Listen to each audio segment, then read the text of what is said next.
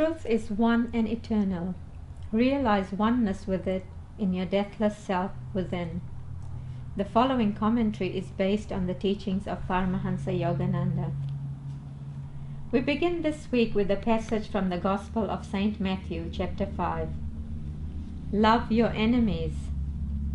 Bless them that curse you. Do good to them that hate you. And pray for them which despitefully use you and persecute you. If ye love them which love you, what reward have ye? Do not even the tax collectors the same? And if ye salute your brethren only, what do ye more than others? Do not even pagans so? Be ye therefore perfect, even as your Father which is in heaven is perfect. To love all equally is possible only by seeing God everywhere, in others as well as in oneself. See whatever comes to you unasked for as a manifestation of His will. Be grateful for the pains you experience, for they are healing strokes of His love. Sometimes healing is effected only by strong measures, but His love for you is manifested in the very attempt to heal. Strive always to be impersonal, as though whatever happens to you were happening to someone else. Persecution gives us the supreme opportunity to deny the thought, "This is happening to me," and to affirm our inner freedom from the thought of the ego. Don't allow the negative perceptions of others to become your own self-definition. Seek God. This is the true goal of life. Though how difficult to cling to it in the midst of hatred, spite, and persecution. The Bhagavad Gita tells us in the 7th chapter, out of thousands, one strives for spiritual attainment, and out of many blessed truth seekers who strive assiduously to reach me, one perhaps perceives me as I am. O truth seeker, be one among all those thousands who seek the supreme goal. Thus, through Holy Scripture, God has spoken to mankind.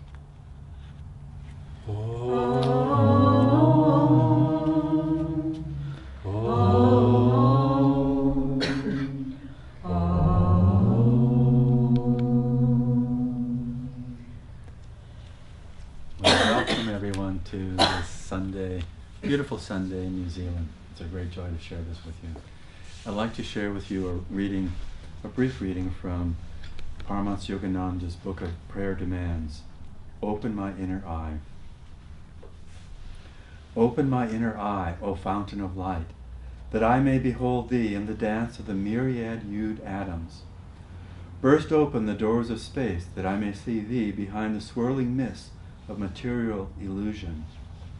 Behind the walls of brilliant cosmic rays, thou art hiding.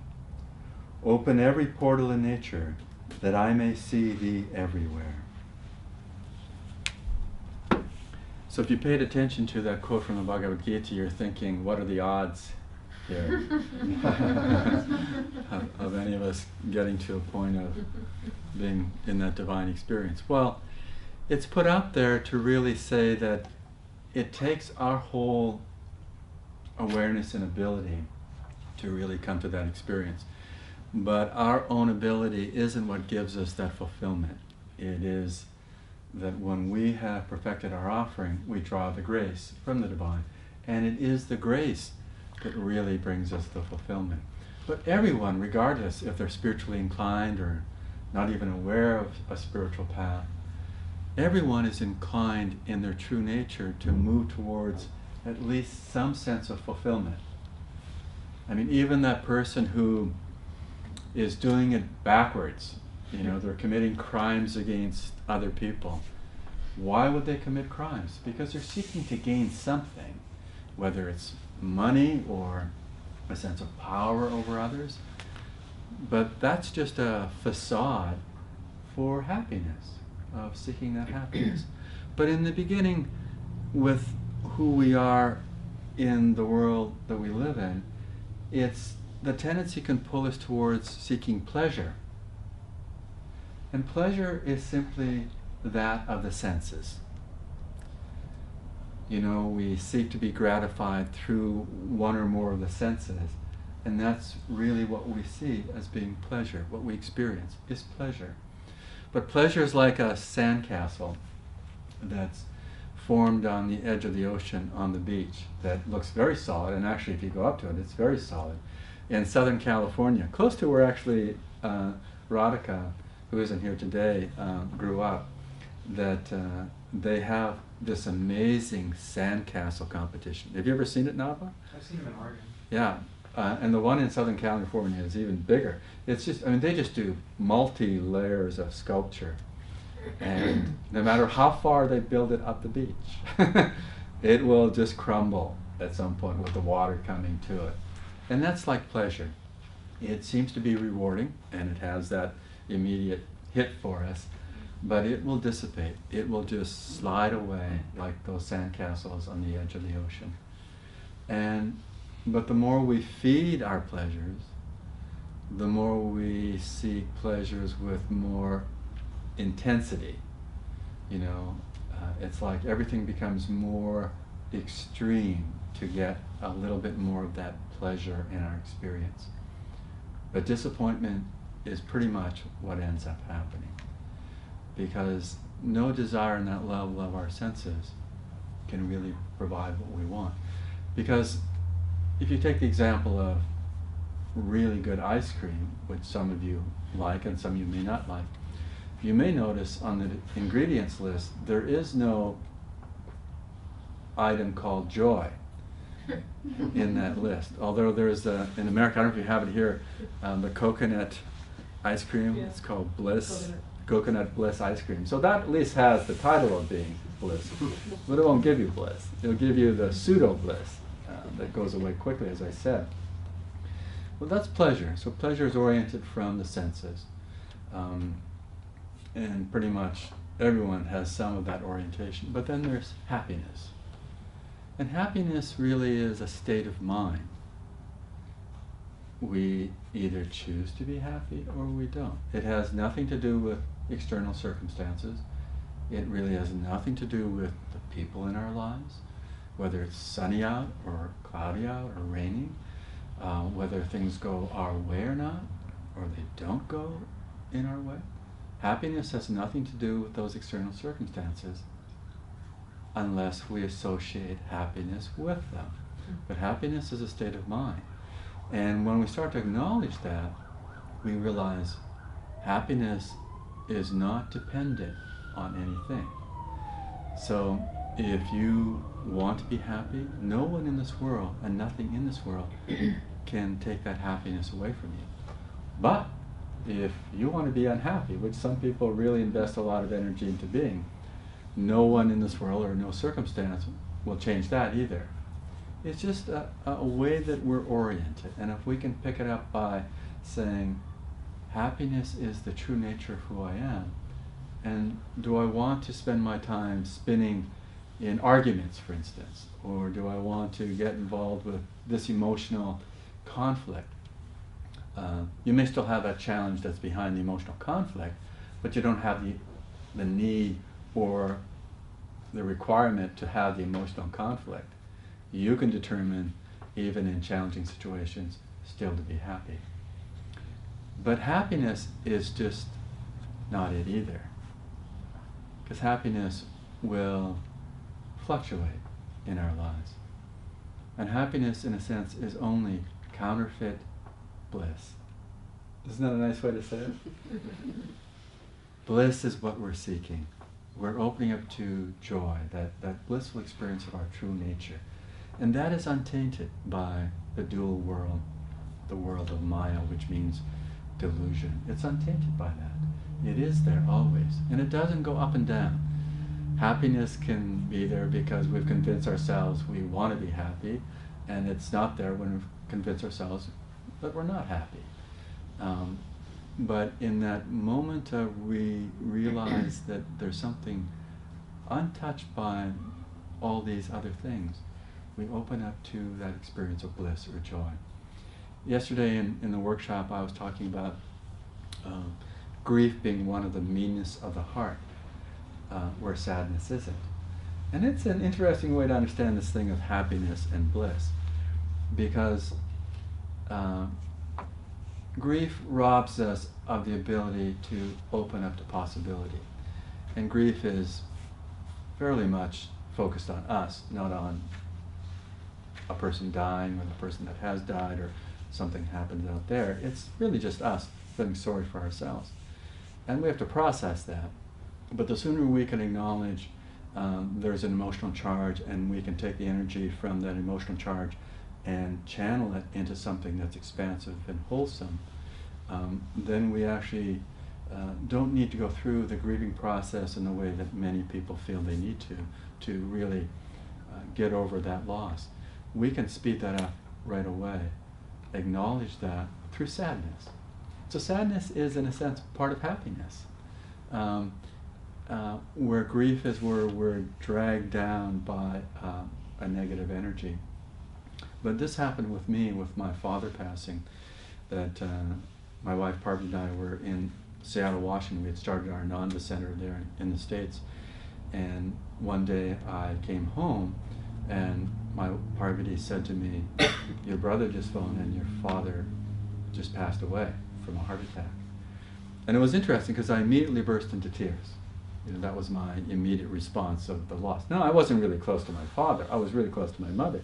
But I still had some karmic connection with my father. And so immediately there was this kind of release of emotions and tears. And then I said to Parvati, "Let's go down to our meditation space and let's just meditate." Now, I couldn't really meditate, tell you the truth, because it was kind of still affecting me. But I thought, if I at least offer myself into meditation, I can do that. And so I sat there and I started to do the breathing and started to calm down and really feel this is a time of blessing, not a time of grief. But I still felt in that blessing a sadness. But it was a sweetness in the sadness. It was like I was able to envelop my father's soul in a sweetness that had this bittersweet combination. And then I had Parvati read, because I still wasn't functioning completely normally. I had Parvati read, as I said yesterday, the astral ascension ceremony that we use for souls that have left their body. It's a very, very touching and very meaningful experience. And at the end of it, I felt such a release, such an openness. And then the next morning, well, I was going to fly up to Canada the next morning, but the next morning in a group meditation, I just felt this light, this spark of light that I could sense was my father's soul. Now, whether it was or not, I couldn't tell. I could feel that that was a connection for me that I could sense. At least I related to it as being my father's soul being free. And when I went up to Canada with my mother, I mentioned this to her, that I had this meditation that morning before leaving to come to Canada, this experience of my father's soul. And my mother said, I felt it too. It was very true. She knows nothing about the yogic teachings. She tried to read some of this stuff and got okay there, but didn't get far into it. But just that idea that we can open up to a deeper level, that even in the midst of our trials, our tribulations, our challenges, we can keep opening up to a deeper level. And so even when we're caught by the senses and we're having the pleasure of the experience, even then, just step back and let it be nurtured into something deeper. Because that's really what's being asked of us if we're going to be one of the million, the thousands to get somewhere. I remember when I first came to Ananda Village, I took a 64-hour bus trip from Canada to Northern California to Ananda Village. And it was a hot day. But within a couple of days, everyone in the program, it was a karma yoga program where people volunteered and had some classes but did a lot of activities, that everyone was going to town to an ice cream parlor. I mean, there were 30, 40 people that carpooled, and I was just arriving thinking, it's great, this is a spiritual community and everyone's meditating all the time, and you know, and they're going off to an ice cream parlor in town. And town's 16 miles away, so like 24 kilometers away kind of thing. And I was just kind of in this observing mode, because we filled up the whole ice cream bar when we took over. And what I found was this real interesting mix of how people related to this experience of eating ice cream. Mm-hmm. Remember, they're all people that had come to Ananda for one reason or another, but to grow spiritually in essence. But so I saw a number of people get their ice cream and just, wow, you know, this is really good ice cream. I haven't touched ice cream in weeks. I've been stranded out at the Ananda community. And then I saw a few people. They got their ice cream and they sat down and they blessed the ice cream. And just more than even that, the radiance of their aura, their energy was like they were in that experience. And the ice cream was just, you know, the tip of the iceberg part of it. But they were already there. And the people that were really gobbling up their ice cream, they went for seconds, you know, because they had completed that and they wanted more. But the people who had just really sat there and blessed their food quietly, you could just feel, even after the first bite, hey, they didn't need more. They went on, out of politeness to the ice cream, to consume it all. But it wasn't their need anymore. They were more in the essence of who they were. And, you know, when you really feel that in life, that you're going to be tested, but you find the ways that really come to a deeper experience, a higher level of energy. I was relating at one of the workshops yesterday about a book that I highly recommend called The Hiding Place by a woman named Corrie ten Boom. And with her sister and her father, their father, they were placed in a German concentration camp during World War II for hiding people. That's why the title of the book is The Hiding Place. And I told one story, but there's another story that happened because Corrie ten Boom was transformed by the grace of being in this horrific condition of a concentration camp. Both her sister and her father died in the concentration camp. And there are numerous inspiring stories. But afterwards, she was so touched by the experience of God in these horrific conditions that she went on to share by touring primarily Europe, talking about how a rich an experience it was from God under the worst conditions. And what would happen at the end, she would always greet people, so that because people wanted to just connect with her, and she would greet them, hug them, and so forth. And I think this was in Germany that she was giving this one talk, and afterwards she was doing this hugging and greeting, and she looked up, and a few people down the line that were coming towards her was one of the guards in her concentration camp. And here she had just finished speaking about the blessings of feeling God in this intense situation during the war, and about how grace was there and forgiveness was important. And she saw this guard and felt to herself, I cannot forgive him. I mean, she was just there, right in that battle zone. Oh, what is that's going to happen here? And then she just realized, you know, she just needs to move forward with it. And the guard came up, and he was in tears, because he said, I've carried this burden for all these years, and you've released it. So she hugged him and felt that blessing. But it's something that we all can tune into, that even in that dire circumstance where we're pushed to our wall with just that emotional charge of something deep as a wound, that to come out of it knowing that maybe we don't have the ability to do it, but God's grace has that ability.